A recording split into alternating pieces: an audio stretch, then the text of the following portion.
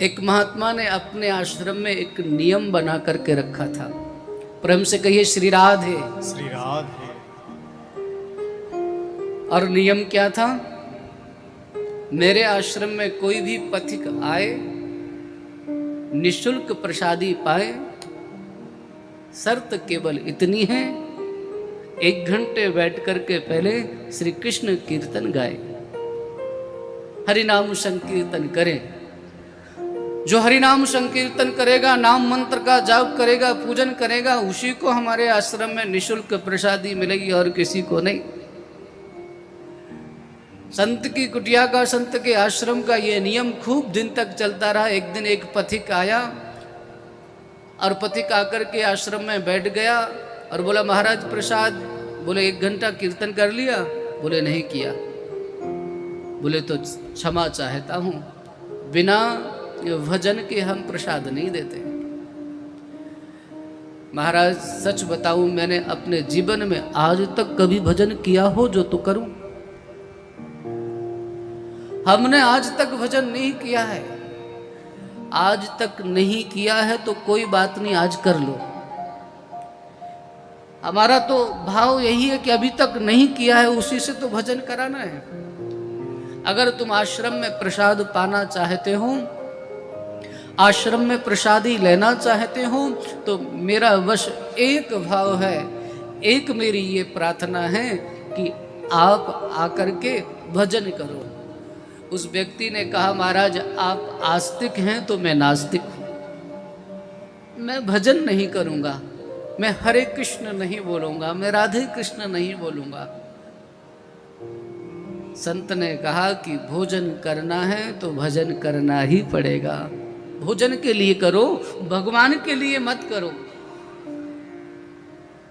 अरे भगवान के लिए मत करो, भोजन के लिए ही कर लो।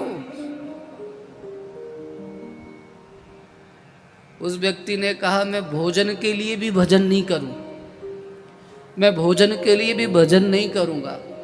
भोजन के लिए भजन नहीं करेगा तो बस फिर मैं हाथ जोड़ता हूं, बिना भजन किए तो मैं किसी को प्रसादी देता ही नहीं हूं।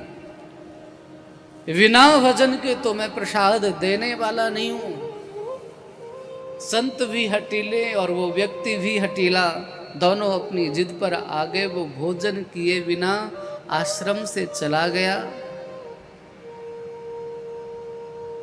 उसके जाने के बाद संत पहुंचे हुए थे, वे श्री ठाकुर जी के परम भक्त थे, नारायण।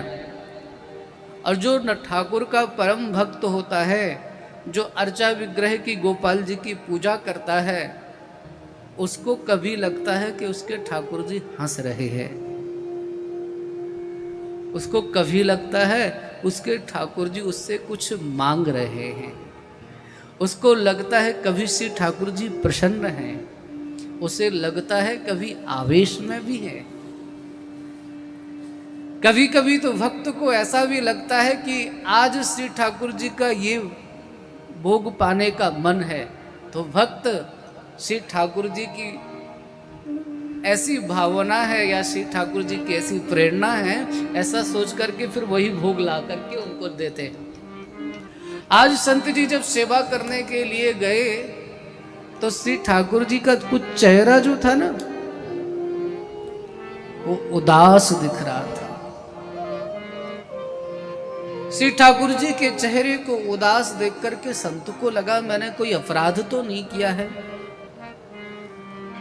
मैंने किसी प्रकार का कोई अपराध नहीं किया, पर श्री ठाकुर जी के विग्रह में आज वो शोभा नहीं दिख रही है। हाँ, कौन कौन लाला की सेवा करता है? जरा हाथ उठाइए। ठाकुर जी की, गोपाल जी की सेवा करते हैं इतने लोग? तो जिस दिन ठाकुर जी के चेहरे पे शोभा नहीं दिखती है तो मन कहता है ना, आज श्री ठाकुर जी के चेहरे पे वो शोभा नहीं दिख रही है। आज संत को थोड़ी सी व्याकुलता हो गई। श्री ठाकुर जी को फिर शयन करा करके स्वयं शयन करने के लिए गए, तो रात में स्वप्न आया, रामदास जिसको मैं इतने वर्षों से भोजन करा रहा था, उसको तू एक दिन नहीं करा पाया।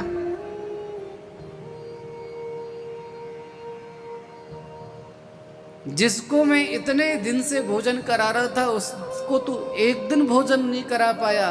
संत की आंख खुली तो आंखों से आंसू बहने लगे और अश्रु प्रवाह करते हुए संत ने संकल्प लिया, आज से मेरा ये नियम नहीं है कि भजन करेगा जो उसे ही प्रसादी मिलेगी।